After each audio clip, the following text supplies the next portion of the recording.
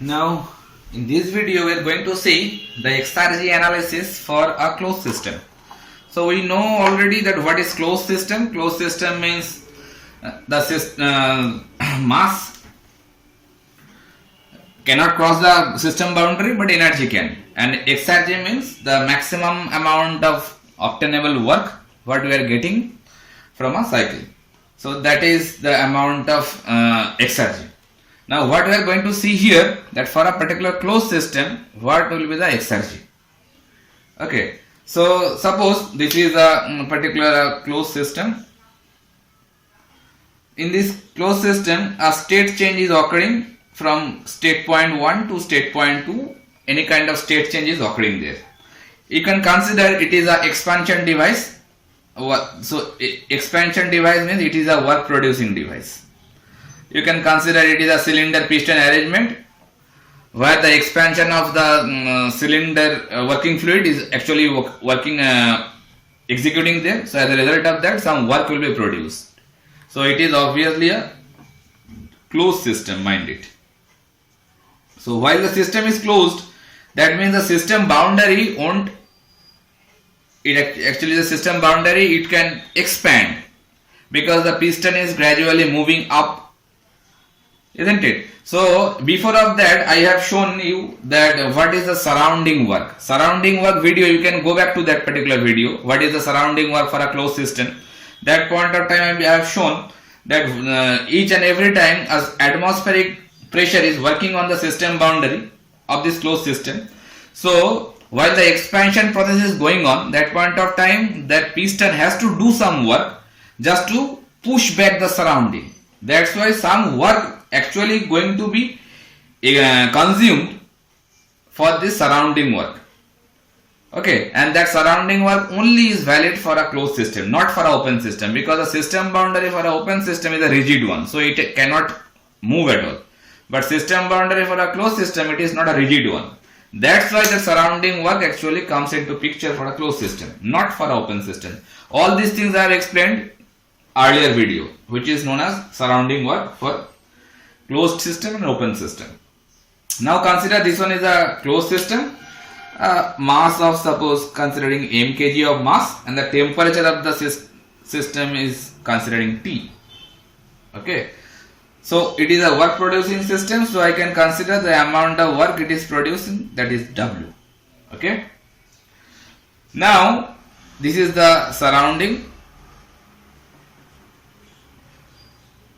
It is a surrounding.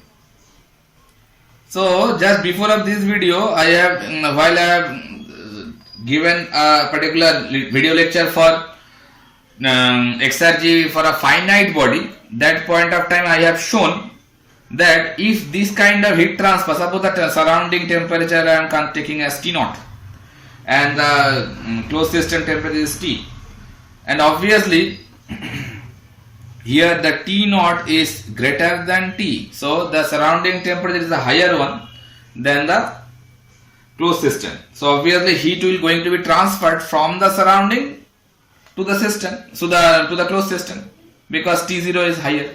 So while this kind of gradient is there, so then the heat transfer will be executed in a fast manner.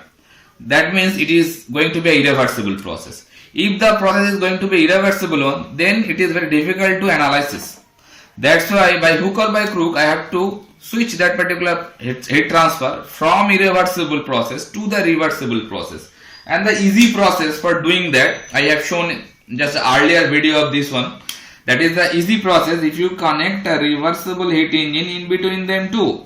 And I have also explained in the earlier video that it is the video actually named as XRG for a finite body. You can go there and you can find it, that if we connect a heat engine, reversible heat engine in between them two, then obviously it will be an indirect heat transfer. So if the heat transfer is occurring indirectly, still it will transfer the same amount of heat if you maintain one condition. The condition is that the temperature, the total heat capacity of the working fluid of this heat engine, it must be equal with the heat capacity of this particular system fluid. If you maintain that condition, then it will transfer the same amount of heat.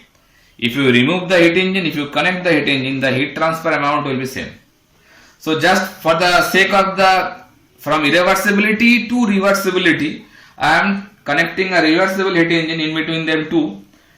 So now from surrounding the heat is going to transfer to the heat engine first. That is the amount of heat I am taking Q naught, because it is coming from the surrounding. That's why the subscript value is Q naught, and the temperature of the surrounding is T naught, and I can take the pressure of the surrounding as P naught.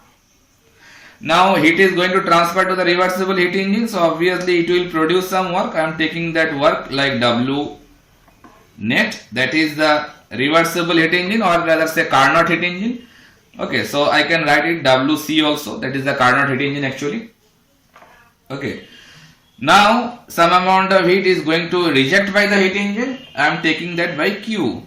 So the Q amount of heat is going to supply to the closed system. As a result of that, the closed system will do some work by some expansion process, and the work what it is producing, that work is nothing but I have explained here by W. So that W is the work produced by that closed system, mind it. Okay, it is work done by closed system,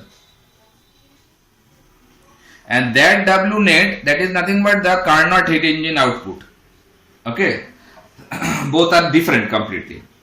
Okay, so WC is standing for work done by the Carnot heat engine. Now it is clear, the total picture. So now we are going to see that what will be the exergy for this particular cycle.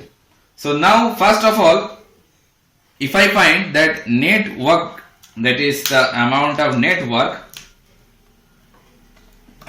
what it is produced by the WC, what I can write over there, that net work done by the reversible heat engine, it must be the amount of heat supplied to the heat engine and the amount of heat rejected by the heat engine. The interval between them, it is the net work done, isn't it? So I can write Q naught, it is the supplied heat to the heat engine, minus Q, it is the rejected heat amount from the heat engine. So that is the net work by the heat engine. Now if I try to find out that what will be the maximum work, because the maximum work is nothing but the exergy, we know all. Okay, so that's why I am going to find out the maximum work, what it is coming from this whole cycle. So I can write that maximum work obviously will be, one work is coming from the Carnot heat engine, WC, one work is coming from the closed system, that is expressed by capital W, and obviously it should be minus by surrounding work. That surrounding work is very important here. Already I have published a video regarding the surrounding work, so you can go there and find it what it is. Surrounding work is actually coming into account for the closed system. Some amount of work actually being consumed by the surrounding just to push back the surrounding, because all the time some surrounding pressure is acting on this particular closed system, that is the P naught pressure, and while the system is going to expand it from V1 to V2, suppose I am considering the state change is a volume expansion process, from V1 to V2 is going to occur. So final volume is V2, it is the larger volume, initial volume is V1, that is the smaller volume. So due to this expansion of the system, and some work has to be done just to push back the surrounding, otherwise surrounding will consume some work. That's why I have taken into account by negative sign of W surrounding. It will consume some amount of work just to execute that expansion process, and mind it only will come for closed system, it will not come in case of a open system. Understood? Now if I continue that equation, so what it will give, that surrounding work, that expression for surrounding work we know from our earlier knowledge, that is nothing but the pressure of surrounding and the change in volume, that is the V2 minus V1. Actually it is giving PdV because it is a displacement work done. So change in volume, that is final volume to initial volume, and P naught is the pressure of the surrounding. That will give you the surrounding pressure. Okay. Now WC already I have explained over here. Now what it will be the W? What is the value of W? W is the work done by the closed system, and we know for closed system, I can use the first law of thermodynamics. So I can write d cut Q is nothing but U2 minus U1 plus d cut W. So what will be the amount of work from there? So I can write W is nothing but U1 minus U2 plus Q. That is the amount of work which is coming from the closed system. That means this one. So if we put all these three expressions, this one, and that one, over this particular W max equation, so what it will give us? So I can write now W max, WC is substituted by Q naught minus Q. Fine. Instead, in place of W, I am writing U1 minus U2 plus Q, and surrounding work is replaced by minus P naught V2 minus V1. That is the whole expression for maximum work. Obviously maximum obtainable work from that particular cycle I can write it is by exergy, and exergy is explained always symbolized by capital X. So in this expression you can see that this Q term will be cancelled each other. Okay, so I can write this equation like this way: U1 minus U2 then plus Q0 minus P naught V2 minus V1. V2 minus V1. That is the expression what it is coming.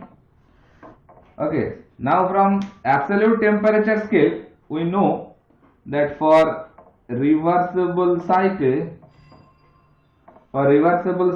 by absolute temperature scale, we can write absolute temperature scale. That thing already it is known to us. I can write that Q naught by T naught is nothing but equal to Q by T. Very easily I can write it. So what does it give us? That is Q naught equals to actually Q naught into Q by T. Q by T, what does it give? It is the change in entropy, and Q is actually the amount of heat supplied to the closed cycle, or I can say it is rejected by the heat engine. Okay, so Q by T, and T is the temperature of the closed system, working fluid of the closed system. So it is nothing but the entropy change for that particular closed system.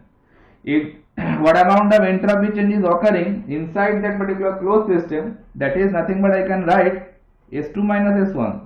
If the state point is 1 to 2, I have written over there actually the phase volume expansion process is occurring from state point 1 to state point 2. So I can write that change in entropy, that is S2 minus S1, and this change in entropy, mind it is actually for closed system. For that particular closed system, what change in entropy actually occurring? For expansion process. That is the change in entropy from state point 1 to state point 2.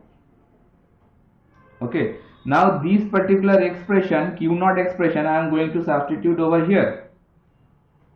So final expression, what it is coming, I have to wipe this particular part. So what it will give us? X is equals to U1 minus U2 plus, now instead of Q0 I am writing T0 into S2 minus S1, that is the change in entropy into temperature surrounding, minus what it is coming, P0 V2 minus V1, it is still remain there.